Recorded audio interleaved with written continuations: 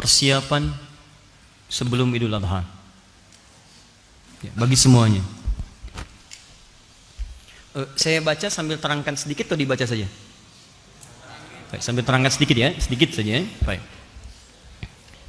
Ini saya baca dulu. Satu, persiapan sholat ya. Persiapan sholat untuk tanggal 10 itu, pertama, mengenakan pakaian terbaik disertai wewangian. Ya. Hadisnya riwayat Hakim di kitab Al-Mustadrak nomor hadis 7560. 7560. Langsung dari cucunya Nabi sallallahu alaihi wasallam, Al-Hasan.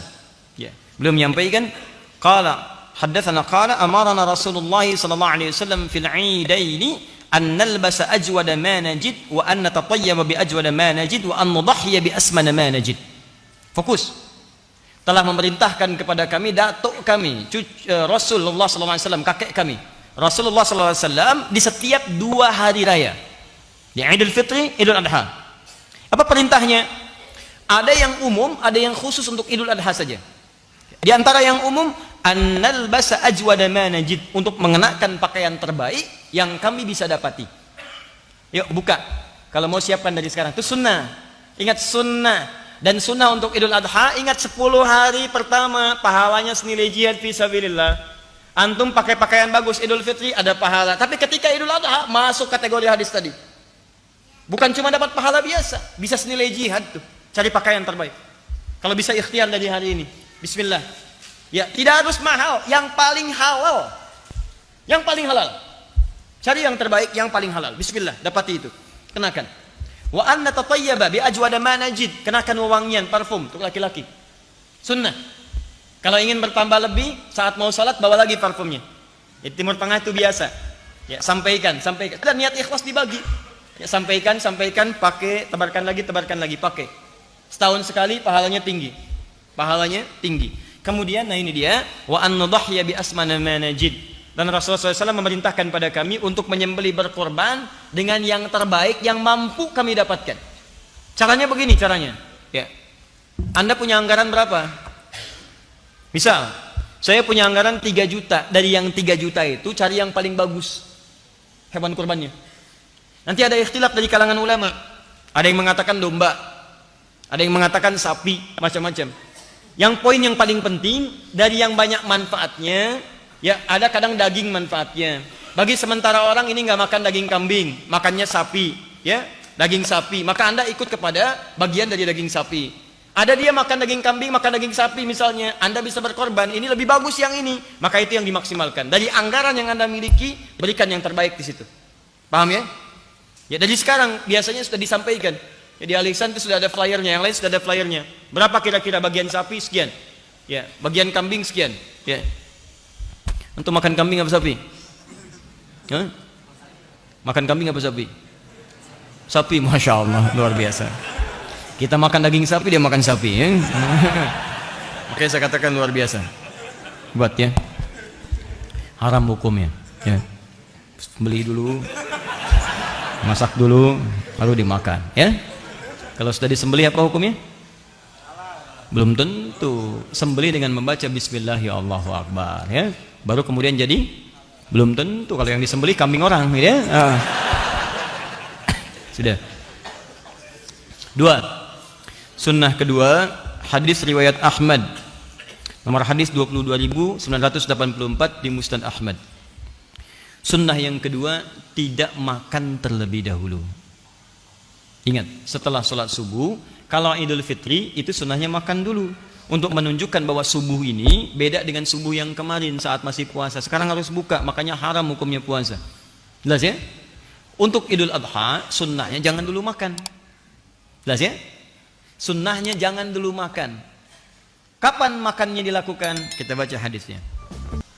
Karena Rasulullah sallallahu alaihi wasallam la yaghdu yaumal fitr hatta ya'kula wa la ya'kulu yaumal adha hatta yarji'a fa ya'kulu min udhiyati. Adalah kebiasaan Rasulullah sallallahu alaihi wasallam, beliau makan dahulu saat akan menunaikan Idul Fitri. Ba'da subuh makan, berangkat Idul Fitri. Tapi saat Idul Adha beliau tidak makan terlebih dahulu hatta yarji'a. Hatta yarji'a. Lihat sini, lihat sini. Hatta harful ghayah, menunjuk pada tujuan. Ghayatun. Ya. Misal, ana urid adhhab ila Jakarta hatta al-Istiqlal. Saya pengen pergi ke Jakarta sampai ke Istiqlal. Tujuan paling akhirnya Istiqlal. Jadi kalau sudah ada hatta, ini menunjukkan sampai ke tujuan. Ya. Sampai pulang, tujuannya ke pulang dari sholat Id. Jadi kalau sudah selesai sholat, mendengarkan khutbah Idul Adha, Anda pulang. Baru sunnahnya Anda makan. Tapi ingat, yang paling menarik adalah dalam kalimat pulang itu diikutkan fi'il mudhari nih. Ini yang paling indah. Ada ya di depan kata kerja aslinya. Ya rji'a, hatta yarji'a. Ya ini menunjukkan 3 makna, 3 arti. Kalau dalam bahasa Inggris present, continuous, dan future. Ya. Sekarang, kini, terus berlangsung, continuous, terus, atau future, yang akan datang. Kalau diartikan konteks ini, sampai pulang, bisa diartikan sampai pulang itu dalam konteks pakai ya ini, sekarang, sedang pulang. Maksudnya belum sampai rumah nih. Ya, di perjalanan misalnya, Anda lapar. Kalau yang penting sudah meninggalkan tempat, di jalan Anda lapar, silakan makan. Kalau Anda sholatnya dekat rumah, komplek Al Ihsan ini, PTM, PJS, kemudian Greenview, sholatnya di lapangan depan sini. Begitu selesai nyampe rumahnya dekat. Tapi kalau antum dari Bekasi sholatnya di Istiqlal, ya belum tentu cepat nyampe rumah.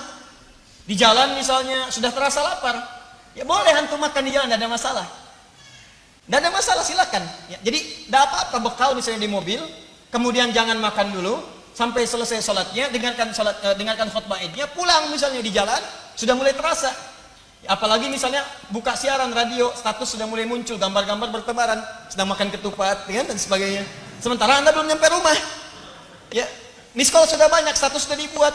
Ketupat hari ini rasanya begitu pahat, ya kan? Antum belum makan, merasa nggak enak. Jangan tunggu sampai kemudian nyampe rumah. Boleh sekarang, silahkan nikmati. Yang penting status pulang. Udah selesai. Jelas? Di jalan boleh bekal. Ya, awas jangan dilarang. Anak-anak Anda mungkin ikut ke Istiqlal. Usia 6 tahun, 7 tahun. Mah lapar mah, tahannya nak ya. Ini sunnah. Sampai rumah, sunnah. Sunnahnya boleh makan. Atau misalnya terus berlangsung. Mau dekat ke rumah, lapar banget gak bisa tahan, boleh. Atau sampai di tujuan, sampai di rumah, silahkan makan. Tidak ada masalah. Mana ambil yang paling mudah. Ya, adapun sunnah Nabi kalau bisa dilakukan, ya, hatta yarji'a fayakulu min udhiyatihi, sampai pulang ke tempat tujuan, kemudian yang pertama beliau makan adalah hasil sembelihannya. Hasil sembelihan. Jadi kalau mau makan yang lebih sunnah lagi, pertama kali dicicipi adalah daging hewan kurban yang telah kemudian disembelih dan telah dimasak terlebih dahulu. Ya. Awas jangan salah mengartikan. Anda baca terjemahan, oh Nabi makan adalah hasil sembelihannya. Masya Allah, sunnah Nabi sembelih. Bukan begitu ya, masak dan seterusnya. Paham ya? Jadi sunnahnya jangan dulu makan, begitu Anda lakukan berpahala. Yang kedua, siapkan makanan untuk pulang. Dan kalau bisa, kemudian yang pertama dimakan adalah hasil sembelihan yang telah dimasak terlebih dahulu. Makanya nanti, kenapa disebut udhiyah dari kata duha? Kalau bisa waktu duha itu, mohon izin teman-teman, itu sudah menyembelih. Nanti kita akan lihat bedanya Idul Fitri dengan Idul Adha. Kalau Idul Fitri agak longgar sholatnya, jam 7 boleh. Karena orang berangkat itu ada yang makan dulu. Tapi kalau sholat Idul Adha jangan kelamaan. Syuruk itu udah dimulai. Sholat. Ya, jadi begitu naik masyrik, lewat satu tombak udah lewat. Ya, kalau sekarang udah 6 lewat 2 menit. 6 lewat 2 menit. Boleh geser dikit 6.15 misalnya. Sunnahnya tuh langsung sholat mulai. Sehingga setengah 7 udah bisa motong. Dari motong ini ada sebagian yang dimasak dan sebagainya, kemudian Anda bisa nikmati. Kenapa disebut udhiyah? Disembeli di waktu duha.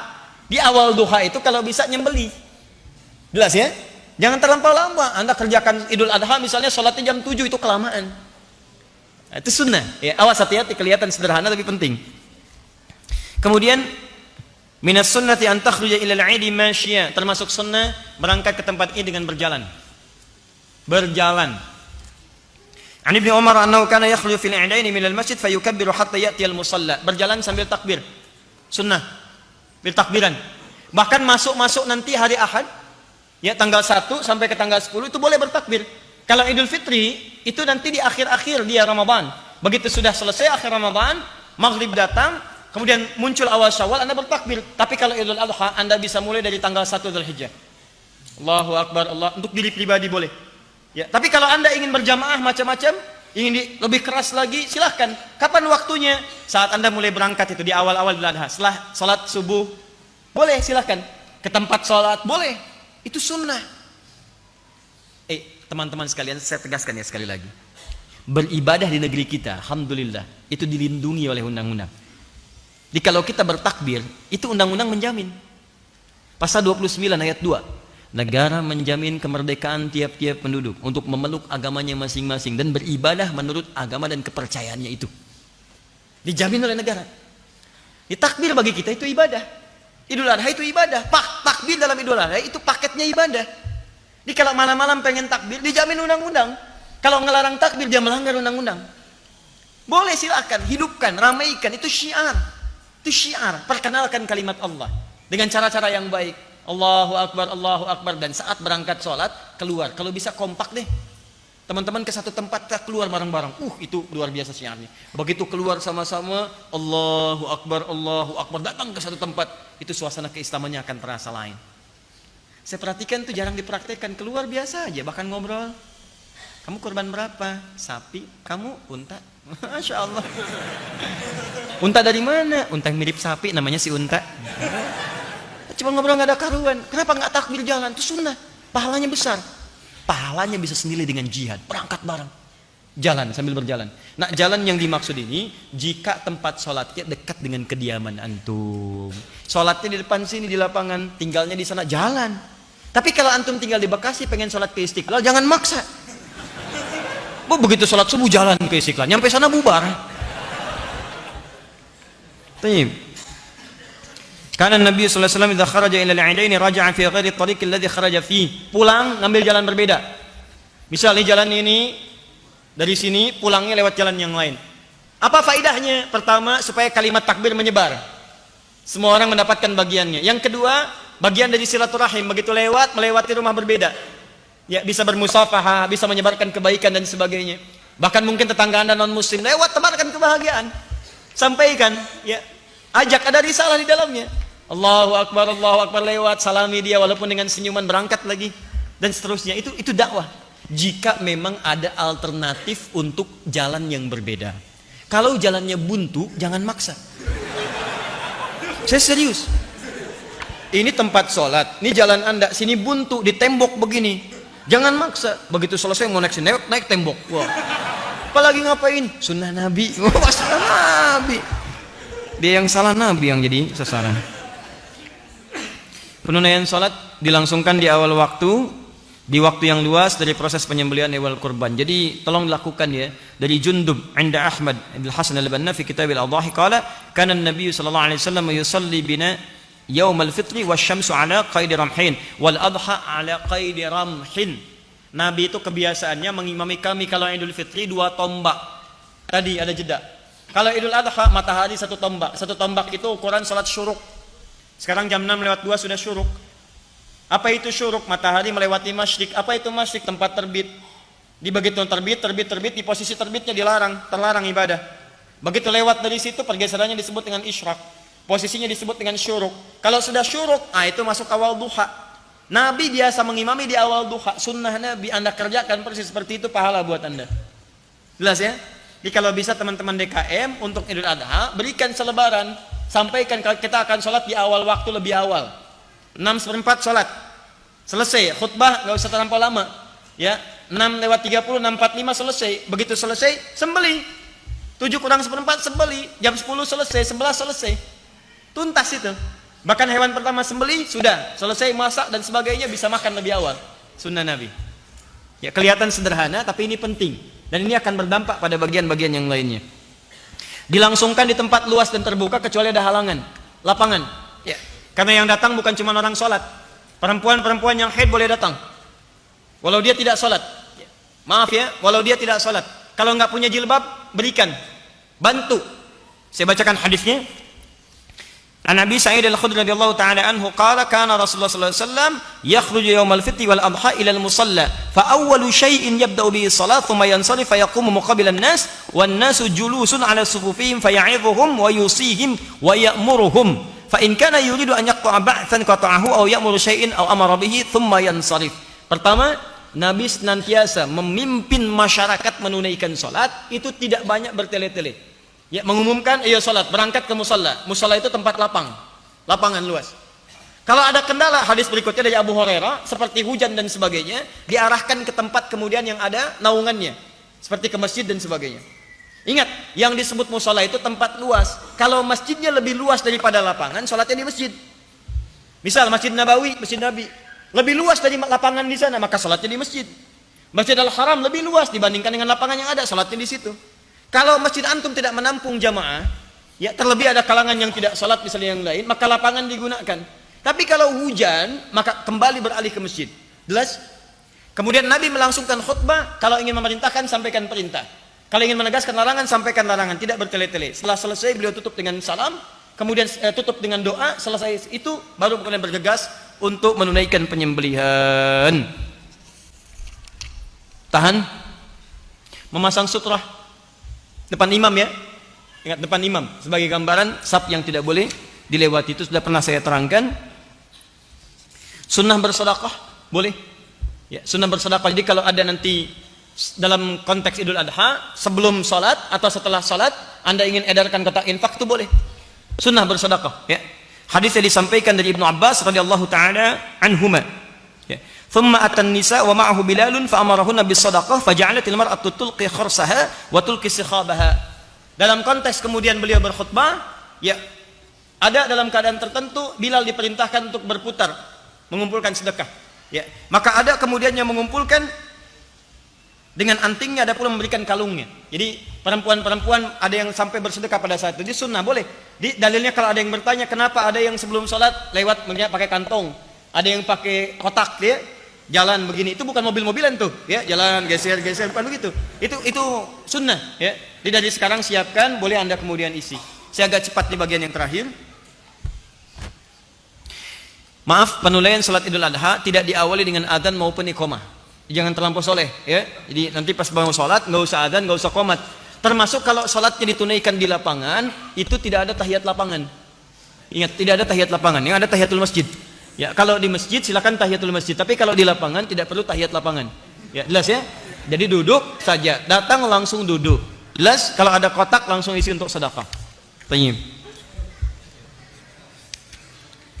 Menunaikan salat sebanyak 2 rakaat selanjutnya sudah dipahami dengan baik, dan pada akhirnya saya ingin sampaikan, insyaallah semua materi yang disampaikan termasuk hikmahnya, apa kesan Idul Adha itu. Maaf, terakhir saya ingin tutup sebelum kita berpisah dalam ta'lim malam hari ini. Ingat baik-baik, setiap datang Idul Adha tidak hanya terkait dengan evaluasi diri, kemudian juga dengan ibadah kurban, tapi ada perbaikan evaluasi keluarga. Pesan saya, tolong Anda cermati kembali tentang perjalanan kisah Nabi Ibrahim dengan keluarganya.